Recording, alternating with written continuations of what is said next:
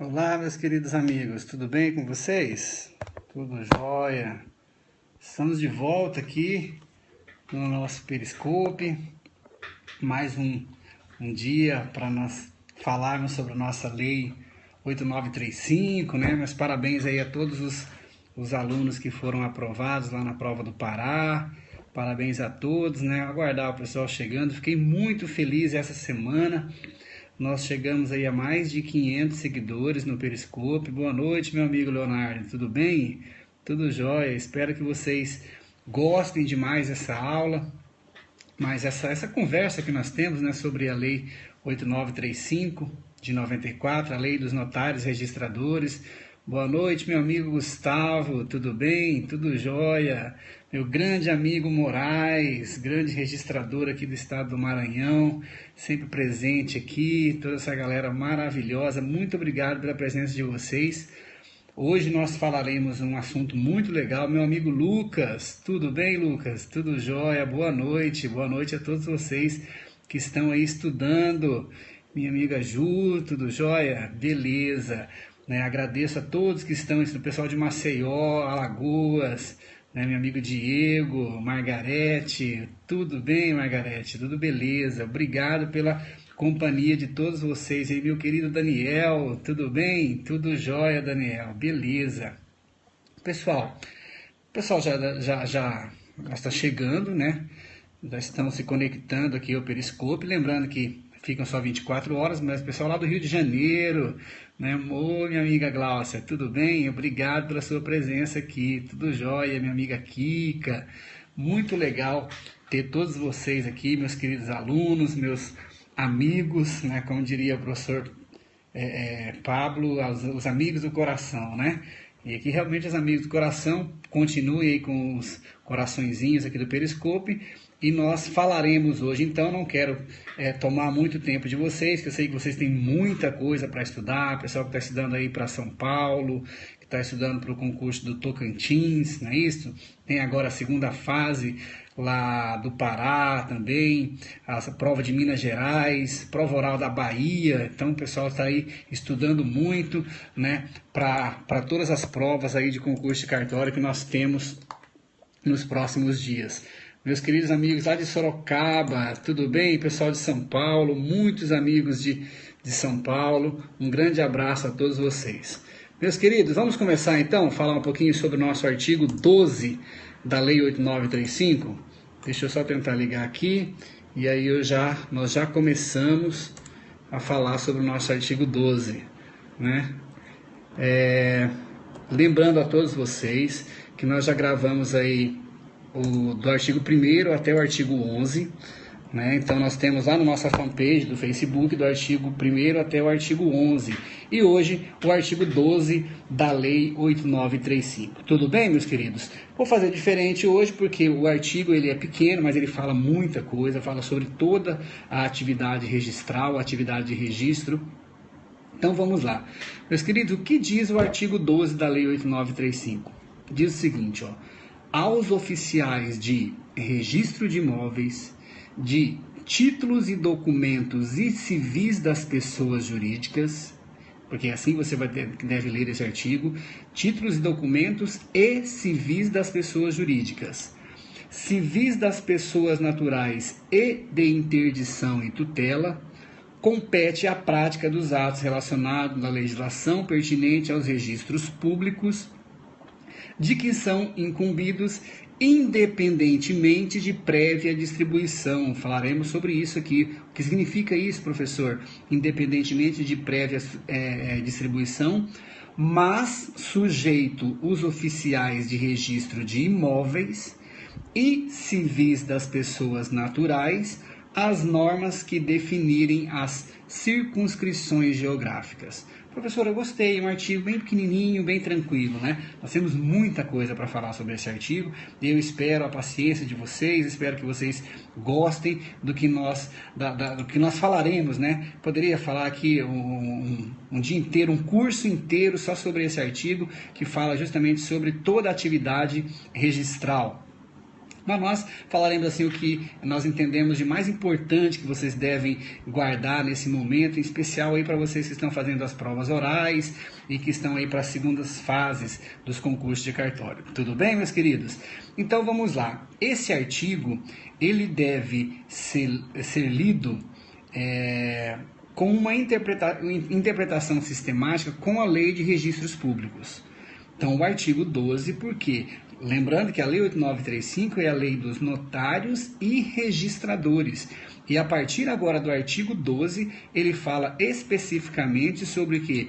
Sobre as atribuições, sobre as competências, né? O artigo até une as duas palavras, atribuições e competências dos oficiais de registro e registradores. Tudo bem? Então, uma crítica que fica à lei, os diversos doutrinadores falam sobre isso, que a Lei 8935 não seguiu a mesma dinâmica da Lei 6015. Na Lei 6015, ela começa falando sobre o registro civil das pessoas naturais e, por último, o registro de imóveis. E a Lei 8935, nesse artigo 12, ela inverte. Ela começa falando sobre o registro de imóveis e termina falando sobre o registro civil das pessoas naturais. Então, assim, uma falta de técnica, uma tecnia do legislador que poderia ter utilizado, já que nós temos que fazer essa interpretação sistemática, né? Ele poderia ter utilizado. Será que travou aqui, pessoal? Não estou vendo os coraçõezinhos aqui. Alguém pode falar alguma coisa? Isso, muito bem. Aí eu tenho certeza que não travou a nossa transmissão. Então, nós falaremos primeiro, meu amigo Matheus, sobre o registro de imóveis. Professor, o que nós temos que saber especificamente sobre o registro de imóveis? Vou falar algo para vocês aqui. Sempre que perguntarem uma prova oral sobre o registro de imóveis, é importante que você demonstre para o examinador o conhecimento dos 3 principais sistemas de publicidade imobiliária. Então, você deve estar atento ao que? Aos 3 principais sistemas de publicidade imobiliária. Para você que está anotando, eu sempre falo de forma pausada, meus amigos lá do Rio Grande do Sul, tudo bem? Tudo jóia. Então, o primeiro sistema que eu quero que vocês anotem, que vocês guardem, é o sistema que atribui publicidade, que atribui à publicidade registral o quê? O simples efeito de aviso a terceiros da constituição prévia do direito. Então, o primeiro sistema é o sistema que atribui à publicidade o efeito de simples aviso a terceiros da constituição prévia do direito. Ou seja, é o sistema também denominado sistema consensual. Se te perguntar algum dia em uma prova, o que é o sistema consensual? O que é o sistema privativista? É o sistema francês. É o sistema francês, ou seja, o registro, ele gera apenas o quê? Um aviso a terceiros. Ele é meramente declaratório, ele não constitui a propriedade. Tudo bem? O simples contrato, o simples acordo de vontade nesse sistema privativista, nesse sistema consensual, certo? Ele já transmite a propriedade. Esse é o primeiro sistema que eu quero que vocês guardem, o sistema francês, em razão da origem desse sistema. Tudo bem? O segundo sistema que eu quero que vocês guardem também, e podem anotar no materialzinho de vocês, que é o quê? É o sistema que atribui à publicidade registral o efeito constitutivo, ou seja, toda propriedade imobiliária, todos os direitos reais só são adquiridos pelo registro do título. Esse é o sistema o quê, professor? Esse é o sistema publicista. Então, se te perguntarem o que é o sistema imobiliário publicista, é o sistema em que o registro ele é constitutivo. Toda propriedade imobiliária só se transmite pelo registro. Né? Na verdade, não só a propriedade imobiliária, eu gosto muito de uma expressão que o grande mestre Afrânio de Carvalho, para você que está estudando aí sobre registro de imóveis, tem uma obra fantástica do professor Afrânio de Carvalho, certo? Podem ler que eu indico a vocês, é fantástico. E ele fala o seguinte, ele não fala somente na transmissão imobiliária, ele fala da transmissão ou da mutação jurídico-real. Então, toda vez que essa transmissão ou mutação jurídico-real imobiliária se der pelo registro, nós temos o sistema publicista. Professor, e qual é o sistema do Brasil? É o sistema privativista ou é o sistema publicista? Não é nenhum dos dois, meus queridos. O nosso sistema é o que a doutrina fala de sistema eclético. O próprio professor Afrânio de Carvalho denomina como sistema eclético. Por quê? O nosso sistema combina tanto o título, ou seja, a constituição do direito real pelo registro, mas também, em algumas hipóteses, ele somente anuncia o direito real a terceiros, como é o caso da transmissão causa-mortes e da transmissão por uso capião, em que o registro do título não é constitutivo, ele é meramente declaratório, ele simplesmente declara, né? Meu amigo Jorge disse ali, e eu tenho a plena convicção, eu acho que nós devemos escrever sobre isso, que o nosso sistema, esse é o sistema brasileiro, sistema este que é copiado por diversos países. É um dos melhores sistemas de registro do mundo.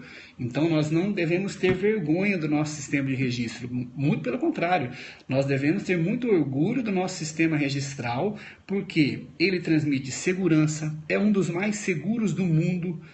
Esse registro ele é exercido por um particular, mas não é qualquer particular, porque ele é um profissional do direito. E esse profissional de direito demonstra a sua capacidade por meio da aprovação em um concurso de provas e títulos, exercendo esse registro, essa atividade de forma privada, sob a fiscalização do poder público. Nossa, professor, que legal, nos outros países não são assim, não são, né? E algo muito interessante, o nosso sistema de registro de imóveis é o quê? É um dos mais baratos do mundo. Então, nós temos aqui segurança, exercício por um profissional do direito, profissional esse que demonstra sua capacidade por aprovação em concurso público, sobre a fiscalização do poder público e ainda o valor é determinado por lei. Então, nós não temos a liberdade de estipular o valor que nós quisermos aos emolumentos a esse registro. Esse registro, esse valor é determinado por lei. Por isso que nós temos que nos orgulhar e falar que esse sistema eclético, é na verdade o quê? O sistema brasileiro de registro de imóveis. Tudo bem, meus queridos? Sempre que nós falamos de registro de imóveis, nós devemos sempre lembrar de um artigo, que é o artigo 1245.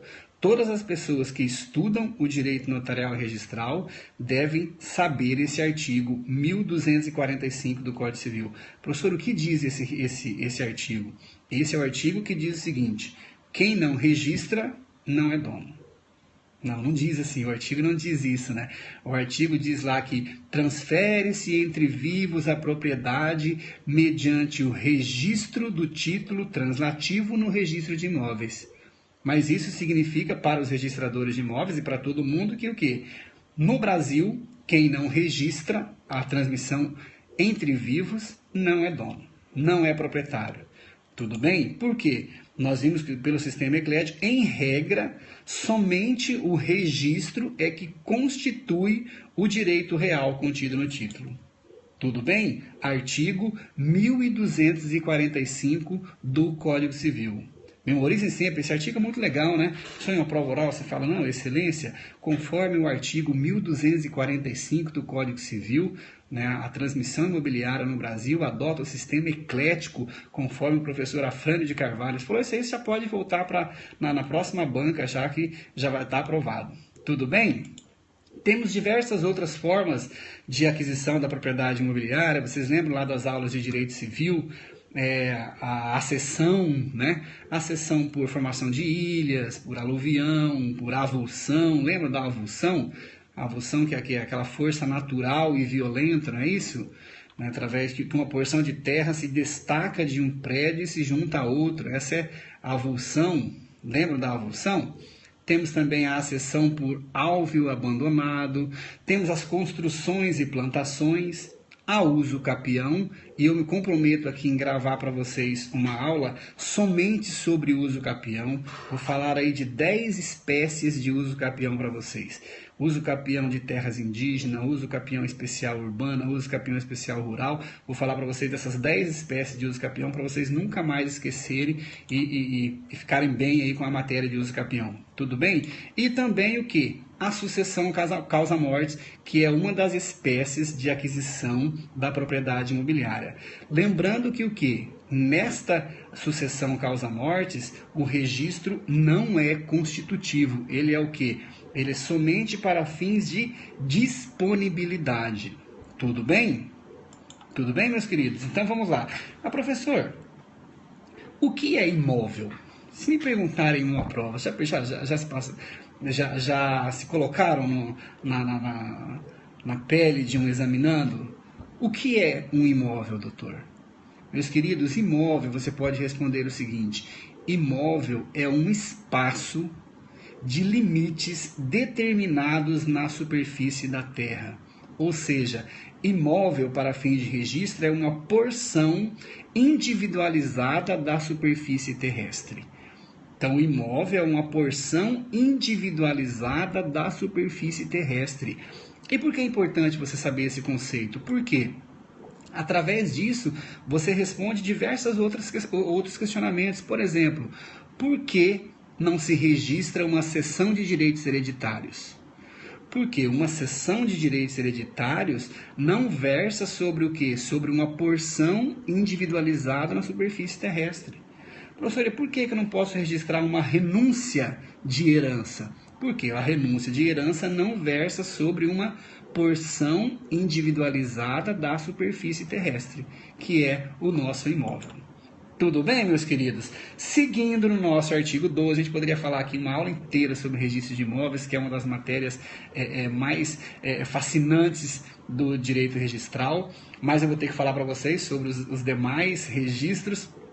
E falaremos agora um pouquinho sobre o registro de títulos e documentos, que é o segundo registro trazido aqui pela Lei 8935 no artigo 12. Lembrando, meus queridos, que todos os demais registram também títulos e documentos. Registro de imóveis, registro civil das pessoas jurídicas, registro civil das pessoas naturais. Mas somente este tem o que? A denominação de registro de títulos e documentos, justamente em razão do seu caráter suplementar, ou seja, todos os registros não atribuídos aos demais serviços são de atribuição do registro de títulos e documentos. Tudo bem? Esse é o caráter suplementar do ofício de registro de títulos e documentos. Todos os registros que não são atribuídos aos demais serviços são de atribuição do registro de títulos e documentos. Tudo bem? Professor, e quais são as funções? Isso já foi objeto de provas de segunda fase, prova oral. Quais são as funções do registro de títulos e documentos? Primeiro, meus queridos, o registro de títulos e documentos tem a função de dar autenticidade. Lembra da autenticidade lá do nosso começo das nossas aulas? O que é autenticidade? Quem lembra? É a afirmação de que uma coisa, um documento ou uma declaração são verdadeiros, não é isso? Por confirmação de um agente público. Então essa é a primeira função do registro de títulos e documentos. É o que? Dar autenticidade à existência do suporte material de um fato ou de um ato. Então dar autenticidade é o que? É declarar a existência do suporte material de um fato ou de um ato. Tudo bem? E a segunda função do registro de títulos e documentos é a função conservatória, ou seja, é a função de conservação, e muito cuidado, meus queridos, é a conservação dos dados constantes nos títulos e documentos. Não é a conservação do título. O registro de títulos e documentos, ele tem a função de conservar o que? Os dados constantes nos títulos e documentos que lhes são apresentados. Tudo bem, meus queridos? Deixar só uma dica para vocês aqui agora sobre os dois livros. Sempre cai em provas de primeira fase, não sei porque o examinador gosta tanto disso, mas o que? É a diferença do livro B e do livro C. Então vocês guardem agora comigo. O livro B do registro de títulos e documentos é o registro de trasladação integral para validade e conservação. Então, transladação integral para validade e conservação. Tudo bem? O livro C é o livro de inscrição por extrato. Na verdade, a lei poderia ter colocado a terminologia correta, que seria o quê? Registro por extrato, né? A legislação nossa sempre adota a palavra registro ao invés de inscrição, mas ele preferiu inscrição, está tudo bem. Mas seria o que então? Registro por extrato. Para quê? A mesma hipótese do livro B, para validade, não mais para conservação, e sim para autenticação de data. Tudo bem? Livro C, então, é inscrição por extrato, registro por extrato para dar validade em face de terceiros e também para autenticação de data. Tudo bem, meus queridos? A Lei 8.935 continua e diz o quê? Registro de títulos e documentos e civis das pessoas jurídicas. Aqui você deve estar muito bem nos seus conceitos de direito empresarial, né? Saber aqui a diferença de associação, a diferença de sociedade empresária, de sociedade não empresária. Por quê? Só se registra no registro civil de pessoas jurídicas as sociedades não empresárias, ou seja, as sociedades simples. Então, se você for lá no nosso artigo 44 do Código Civil, você vai verificar todas as pessoas jurídicas de direito privado. E lá nós temos o quê? As associações, que são registradas no registro civil das pessoas jurídicas, as sociedades, só que somente são registradas no registro civil de pessoas jurídicas, o quê? As sociedades não empresárias, as sociedades simples. Lembrando que essa sociedade simples, ela pode ser constituída, por exemplo, na forma de uma sociedade limitada. Então, nós teremos o quê? Uma sociedade simples limitada. Esta sociedade é registrada no registro civil das pessoas jurídicas. Tudo bem? Falei muito rápido? Não, né? Tá tranquilo? Para vocês anotarem. Então, sociedade empresária, conforme lá o artigo 966, vocês lembram do artigo 966 do Código Civil, que diz lá, considera-se empresário quem exerce profissionalmente atividade econômica organizada para a produção ou circulação de bens e serviços. Não é isso? O parágrafo único nos traz a exceção, que são o quê? As sociedades registradas no registro civil das pessoas jurídicas, ou seja, não se considera empresário quem exerce profissão intelectual, profissão de natureza científica, de natureza literária ou artística.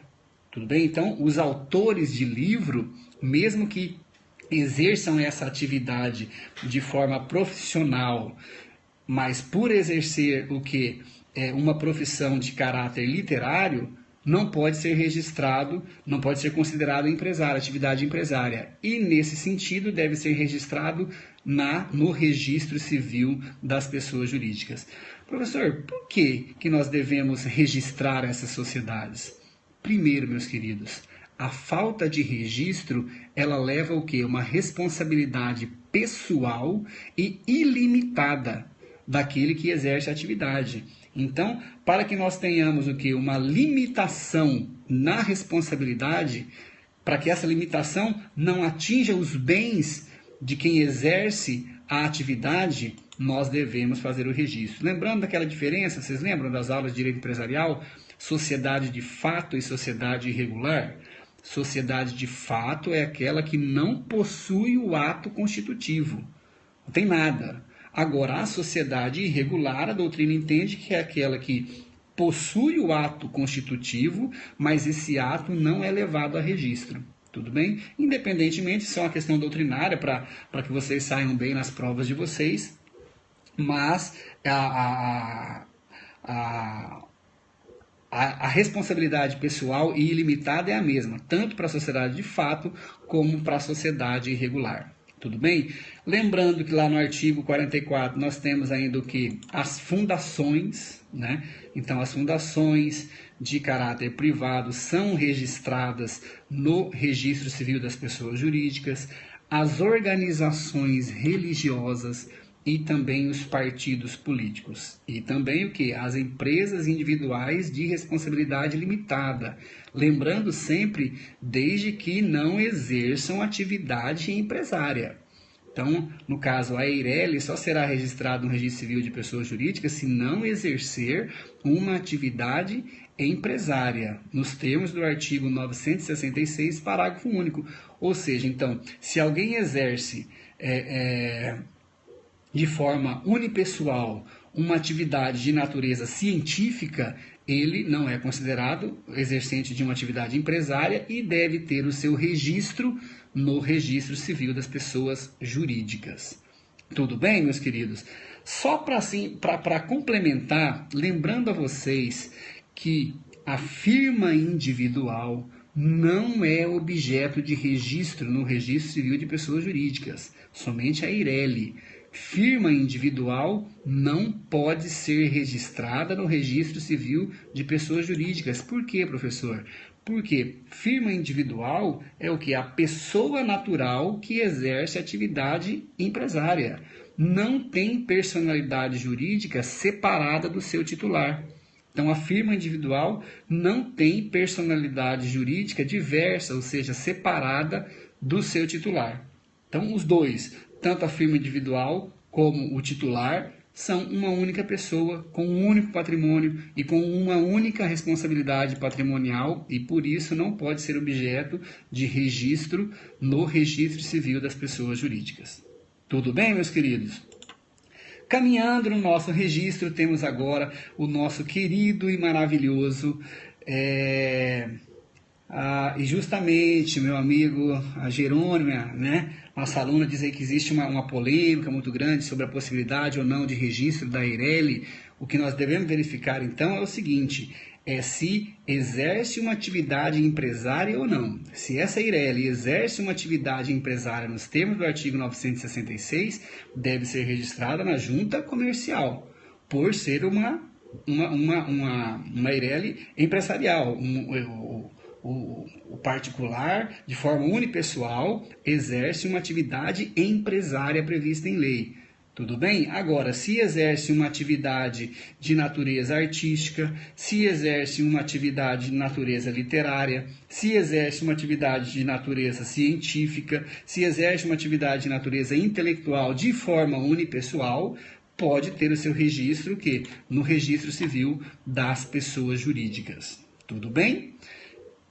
Caminhando agora, então, já estamos quase encerrando, meus queridos. Vamos falar do nosso querido e maravilhoso Registro Civil das Pessoas Naturais e de Interdições e Tutelas. Nosso querido RCPN. O Registro Civil das Pessoas Naturais é o quê? O elemento de individualização da pessoa natural. Então, é o elemento pelo qual se individualiza a pessoa natural para fins civis, para fins econômicos, para fins estatísticos, para fins políticos.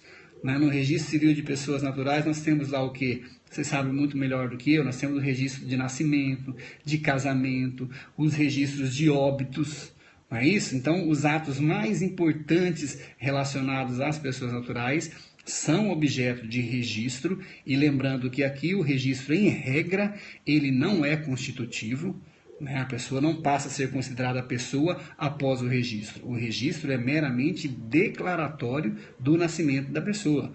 A pessoa não passa a estar morta somente após o registro, né? Então, é um registro declaratório do óbito. Tudo bem? Lembrando que existem exceções, nós falaremos um pouquinho sobre ela aqui. Tudo bem, meus queridos?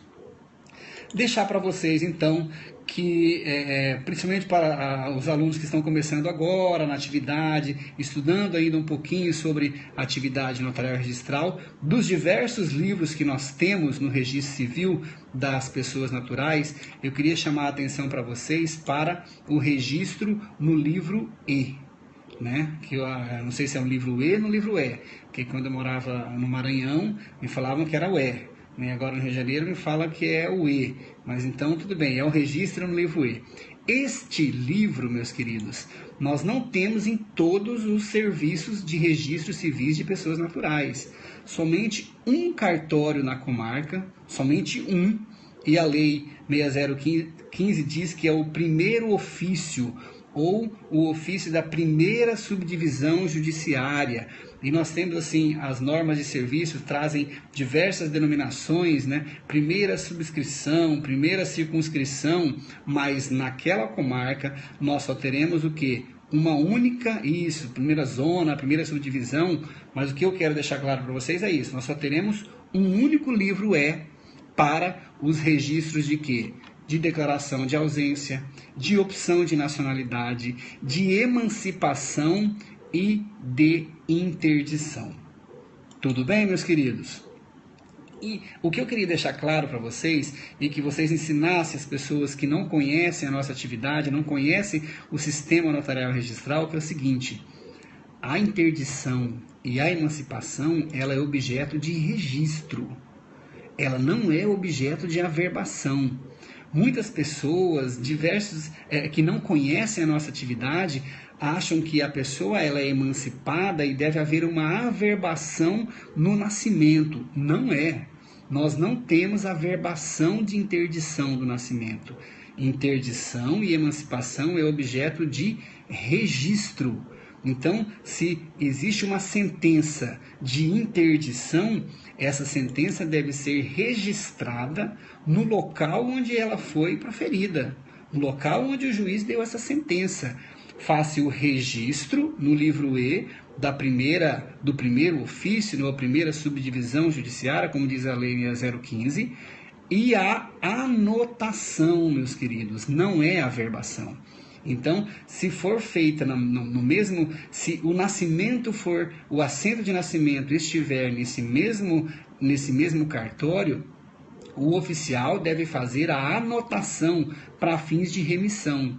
E se o nascimento for em outra comarca, em outro registro civil de pessoas naturais, ele deve comunicar para que se faça a anotação no registro de nascimento ou no registro de casamento. Então, muito cuidado, passem isso para frente, isso é uma informação muito importante que muitas pessoas não sabem, né? E aí encaminham esse registro, essa sentença, encaminham esse título, essa escritura pública lá para o local onde foi realizado o nascimento para se fazer a averbação. Não é. A emancipação, a interdição é objeto de registro no local onde foi proferido o título. E depois o cartório de registro civil das pessoas naturais deve fazer o quê? Deve fazer a comunicação, se for em outra comarca, ou a anotação nos seus próprios livros. Viram como é importante a gente saber essas diferenças de registro, de averbação e de anotação? Falar, professor, eu achei que era tudo igual, averbação, anotação. Não, nós temos essas diferenças justamente por quê? Porque nós temos um sistema, né? Um sistema notarial e registral. E esse sistema, ele é organizado, por isso que nós chamamos isso de sistema, né? É um conjunto de normas organizadas e que rege toda a atividade notarial registral e que nós não podemos quebrar esse sistema. Tudo bem? Então agora vocês são os meus indicadores e vamos compartilhar essa parte e dizer o seguinte, que o registro, a averbação e interdição é objeto de registro. Para encerrar a aula, meus queridos, eu gostaria de falar para vocês o seguinte. A interdição, eu vou gravar uma aula para vocês só sobre a interdição. Por quê? Nós tivemos, após a Lei 13.146, que é o Estatuto... tem que bloquear esse rapaz aqui, né? Muito bem, meus amigos. Acontece, né? Mas tudo bem, continuamos aqui. Após a edição da... Isto, muito bem. Vamos bloquear, está bloqueado, beleza. Aí, tranquilo. Como pode, né? Nós estamos aqui estudando, aprendendo alguma coisa e bloqueou errado. Nossa, bloqueei a pessoa errada mesmo, hein? Olha lá. Que coisa. Muito chato, né? Como pode? Mas tudo bem, faz parte, né? Nós temos que conviver com diversos tipos de pessoas. Vocês estão aí estudando, né? Tentando melhorar a vida de vocês e de suas famílias por meio do mérito, por meio de uma atividade intelectual, se esforçando. E temos algumas pessoas que não entendem isso, mas isso faz parte. É só para nos motivar mais ainda a ensinar vocês e também para que vocês se motivem a estudar cada vez mais. Então, eu estava falando para vocês. Nós tivemos muitas modificações com o Estatuto da Pessoa com Deficiência. E uma dessas modificações está relacionada ao quê? Ao Instituto da Interdição. Então, assim, nós falaremos, eu quero preparar uma aula para vocês aqui somente sobre o Instituto da Interdição e falar algumas coisas sobre outros institutos que foram criados pelo Estatuto da Pessoa com Deficiência. Por exemplo, nós teremos agora a curatela compartilhada. Teremos um instituto novo trazido pela lei, pelo Estatuto da Pessoa com Deficiência, que é o que? A tomada de decisão apoiada. E nós falaremos isso para vocês em uma outra aula, em outra oportunidade, mas só deixar para vocês assim, que sempre que se falar agora em qualquer assunto sobre a teoria das incapacidades, nós devemos fazer uma releitura de toda essa teoria, porque ela foi amplamente modificada pela Lei 13.146. Tudo bem? Tudo bem, meus queridos? Então tá jóia, mas nós falaremos sobre isso aí em um outro momento. Só deixar para vocês aqui, quem estiver estudando, que nós temos aí algumas correntes sobre o Estatuto da Pessoa com Deficiência, alguns criticando o Estatuto em algumas partes, porque dizem que ele fere o princípio da vulnerabilidade, que a dignidade das pessoas não pode ser superada em razão do quê? Da proteção da sua vulnerabilidade. E alguns outros doutrinadores falam justamente ao contrário, que essa norma, ela ampliou o quê? A liberdade dessas pessoas em razão da sua inclusão social. Tudo bem? Mas nós falaremos sobre isso aí em um outro momento. Para encerrar a nossa aula, falar sobre a parte final do artigo, aí nós teremos aí mais uns 5 minutinhos, né, sobre isso, que é falar o seguinte, que falamos de todos os ofícios, e aí o artigo termina da seguinte forma: compete a prática dos atos relacionados na legislação pertinente aos registros públicos, em regra Lei 6015, né, independentemente de prévia distribuição, mas sujeitos os oficiais de registro de imóveis e civis das pessoas naturais às normas que definirem as circunscrições geográficas. Então, meus queridos, para a maioria da doutrina, em especial o grande mestre Walter Seneviva, ele diz o seguinte, que esta parte do artigo 12 revoga o artigo 131 da Lei 6015. Então, nós temos aqui o quê? Uma revogação do artigo 131 da Lei 6015. Para quem não lembra, o artigo 131 diz o seguinte, que os registros referidos nos artigos anteriores do 131, ou seja, o registro de títulos e documentos, serão feitos independentemente de prévia distribuição. Então, o professor Walter Seneviva entende que o artigo 12, por tratar a matéria de forma mais ampla, de forma completa, revoga o artigo 131 da Lei 6015. Meus queridos, e o que vocês devem saber sobre a distribuição por enquanto? Porque a nossa próxima aula, o artigo 13, fala só sobre a distribuição, mas por enquanto eu quero que vocês guardem o seguinte: a distribuição, ela só existe em havendo na mesma comarca uma serventia com atribuição registral igual. Então, quando nós temos mais de uma serventia com a mesma atribuição registral na mesma comarca. Tudo bem? Vou falar de novo para vocês entenderem. Só é necessária a distribuição havendo mais de uma serventia com a mesma atribuição registral na mesma comarca. Tudo bem? E o que mais que o artigo diz, professor?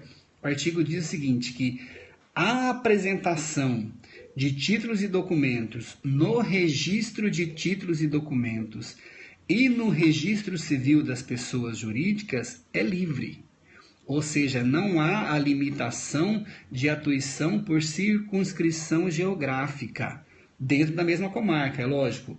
O usuário, então, ele pode, pela Lei 8935, escolher, dentro daquela comarca, o ofício de registro de títulos e documentos ou o ofício de registro civil das pessoas jurídicas. Tudo bem, meus queridos? Isso é o que diz a Lei 8935. Mas, professor, por que o senhor está falando isso? Tem diferente no Brasil? Tem. E qual é a exceção? No finalzinho do artigo, ele diz o seguinte: o registro de imóveis e o registro civil das pessoas naturais não é de livre escolha. Ou seja, as normas que definem a circunscrição geográfica. Então, por exemplo, o 4º registro de imóveis lá da capital do Rio de Janeiro, né, no qual o meu amigo Alex Cavicchini, ele registra os títulos e documentos, mas limitados ao quê? Ao bairro de Santa Cruz, ao bairro de Paciência e Sepetiba, que são do extremo oeste do Rio de Janeiro. Então, as pessoas não podem escolher o registro de imóveis e também o registro civil das pessoas naturais, porque a lei cria a circunscrição geográfica do qual esse serviço, do qual os delegatários devem praticar os seus atos. Tudo bem?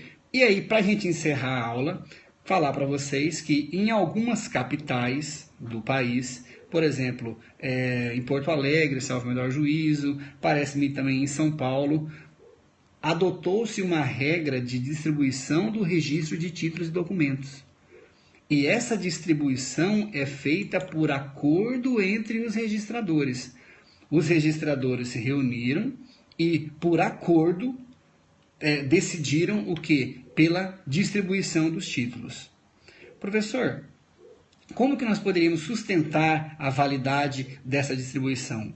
Primeiro, o professor Walter Seneviva e também o meu grande amigo Lamana Paiva e o Dr. Pércio Brasil Alvarez, né, que escrevem lá na coleção Cartórios, coordenada pelo professor Cristiano Cassetari, no livro de registro de documentos, eles dizem o seguinte, que tanto o artigo 131 da 6015 como essa parte do artigo 12 são inconstitucionais. Por que inconstitucionais, professor? Porque esta matéria tratada nos dois artigos é matéria de organização judiciária. E organização judiciária é de competência dos Estados-membros, né, que devem estipular que têm competências para normatizar os serviços judiciais e também os serviços extrajudiciais. Tudo bem? Então, em razão dessa inconstitucionalidade e também por quê? Porque a distribuição de títulos, por exemplo, em uma cidade como São Paulo, em uma capital como Porto Alegre, vai ao encontro do princípio da eficiência. Lembrando bem, meus queridos, não confunda vai ao encontro com vai de encontro. Né? O professor Eduardo Sabag sempre frisa isso. Vai ao encontro é uma ideia de reunião, é uma ideia de concordância. E vai de encontro é uma ideia de colisão, é uma ideia de desacordo. Então, a distribuição dos títulos no registro de títulos e documentos nessas capitais vai ao encontro do princípio da eficiência. Ou seja, lembra que falamos do princípio da eficiência? A prestação de um serviço melhor no menor tempo possível. Por isso que nós temos como sustentar essas distribuições nessas capitais, mas lembrando, se cair uma prova para vocês, em uma prova objetiva, lembre do artigo 12, certo? O artigo 12, o que? Circunscrição geográfica somente para o registro de imóveis, registro civil de pessoas jurídicas e registro de títulos e documentos e registro civil das pessoas jurídicas, não há distribuição para a Lei 8935. Tudo bem, meus queridos? Espero não ter tomado muito tempo de vocês. Foi uma aula um pouco comprida, né? Até um pouco cansativa, assim, mas espero que vocês tenham ficado até o final, que tenham aprendido, anotado sobre o nosso artigo 12. Espero que essa aula auxilie vocês. Fiquei muito feliz essa semana. Um aluno falou: professor, eu estava na prova do Pará, e aí eu li lá sobre o artigo 7º, algum artigo da Lei 8.935, e caiu lá bem certinho, né? Então, assim, muito obrigado a todos vocês, obrigado aí pelos compartilhamentos. Podem compartilhar nossas aulas. Eu acho que o conhecimento, tudo que vocês fizerem de bom, né? Tudo que vocês tiverem no coração de vocês, desejarem o bem para todas as pessoas, com certeza isso vai voltar para vocês. Então, nada de falar: eu não vou compartilhar essa aula porque é o meu concorrente. Não existe concorrente em concurso público. O concorrente é só você mesmo, né? O concorrente é o seu cansaço, o concorrente é o seu desânimo. Então, falar para vocês agora: não desanime, continue estudando, porque tenho certeza que você vai conseguir realizar o seu sonho, realizar o sonho da sua família, modificar a sua vida, modificar a vida da sua família com o seu estudo. Tudo bem? Deixa eu ver aqui se tem alguém. Professor, se possível, faz um periscópio sobre dicas para a segunda fase. Com certeza, pode deixar que nós faremos aí um periscópio só sobre dicas de segunda fase, mas lembrando que se vocês adquirirem lá o livro lá da Saraiva, da coleção Cartórios, tem assim todas as peças, não só uma cópia de peças, mas assim indica como fazer cada peça, como fazer cada ato notarial, cada ato registral. Só com a leitura do livro você já consegue. Essa aula vai estar na fanpage? Com certeza, vai estar. Só estou aguardando meu amigo Felipe, né? O Felipe, que é o nosso mestre aqui das redes sociais, e ele sempre transcreve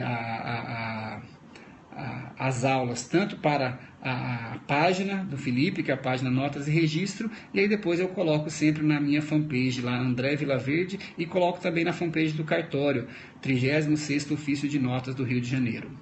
Tudo bem, meus queridos?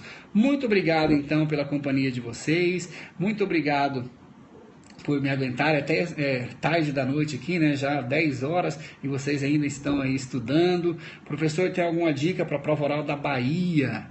Meus queridos, para a prova oral da Bahia agora, o que eu indicaria a vocês? Muita calma, sempre, porque prova oral, neste momento, principalmente a prova oral do CESP agora, em todas as provas orais, né? O que é avaliado não é somente o conhecimento jurídico. Na verdade, o que você é avaliado pela sua postura. Eles querem encontrar numa avaliação de uma prova oral um tabelião. Querem encontrar um oficial de registro, a pessoa que vai registrar, por exemplo, uma incorporação imobiliária de 10 milhões lá em Salvador. Então eles querem encontrar a seriedade, querem encontrar a segurança jurídica desta pessoa. Então, muita calma, estudem agora de forma aprofundada direito constitucional e registros públicos, porque em todos os pontos do edital da Bahia caem essas duas matérias, constitucional e registros públicos. Então, assim, aprofundem essa matéria, estudem com um maior aprofundamento, e as demais matérias, eu faço o quê? Eu não estudo? Não. As demais matérias você pode simplesmente estudar pelos resumos que você já fez na sua casa. Os resumos, aí, as anotações que você tem das aulas de direito civil, as anotações de direito processual civil. Por quê? Porque você deve se concentrar, todos os pontos, né, cairão constitucional e registros públicos. Tudo bem? Essa é a primeira dica que eu tenho para dar para vocês. E treinem muito, treinem em frente ao espelho, consigam algum colega que você possa fazer as arguições, perguntar e responder, para verificar quais são os vícios que você tem. Nós temos muitos vícios de linguagem, vícios no momento de você explanar, no momento de você responder uma pergunta. Tipo assim, E aí você pode ter uma pontuação não tão boa em razão desses vícios que você não percebe. Se você não gravar, se você não verificar isso com uma outra pessoa ou olhando no espelho, por exemplo, você não consegue identificar esses erros, esses vícios. E o restante é o quê? É muita oração, muito estudo. Agora não é momento de descansar, entendeu? Aquela corridinha que você dava, esqueça essa corridinha, esqueça de descansar. Agora é momento de você ter foco para todas as pessoas que estão aí na prova oral da Bahia. Você está chegando na reta final, né? São os últimos passos, então não desista agora, fique firme, fique forte, que eu tenho certeza que você vai ser aprovado lá no estado da Bahia e depois me convide, né, para conhecer o seu cartório lá em Salvador. André, Vanessa, tudo bem? Vanessa é minha colega lá do Rio de Janeiro. Muito obrigado, Vanessa. Obrigado. O orgulho é meu. Eu que tenho uma honra muito grande de participar aí dentre os notários e registradores lá do Rio de Janeiro. Fico muito feliz quando meus colegas aqui nos prestigiam. Obrigado pelas dicas para a prova oral. Tudo bem, tudo bem. Meus queridos, muito obrigado pela presença de todos vocês. Vou deixar todos vocês aí, continuem seus estudos. Ainda temos aí muito tempo aí para vocês estudarem. Tudo bem? Fiquem todos com Deus e até a nossa próxima aula. Um abraço ali a todo o pessoal lá de Santa Catarina. Santa Catarina, que é um estado maravilhoso. Na verdade, é o único estado do Brasil que tem nome de mulher, né? Então, é um estado fantástico, um estado maravilhoso. O pessoal do Maranhão, né? O Maranhão, onde eu exerci atividade durante 5 anos. Tenho muitos amigos, muitos colegas no Maranhão que nos acompanham aqui no Periscope também. Então, muito obrigado a todos vocês, meus amigos, a todos os meus alunos. Obrigado, fiquem todos com Deus e ótimos estudos para vocês e muito boa sorte. Espero que vocês realizem os seus sonhos por meio do seu mérito, por meio da sua dedicação, em razão da sua dedicação aos estudos. Tudo bem, meus queridos? Boa noite a todos e fiquem todos com Deus. Tchau!